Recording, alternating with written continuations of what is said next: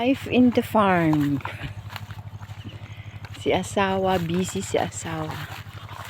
Nakatapos lang namin magtanim ng mais. Dinagdagan namin yung tanim namin na mais.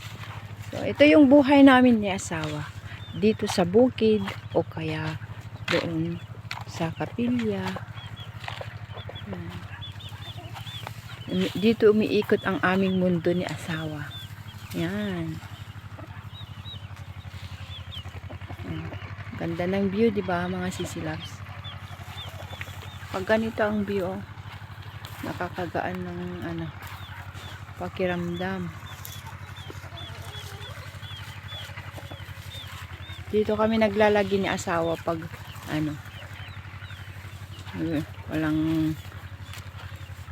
magawa sa pumupunta ako dito.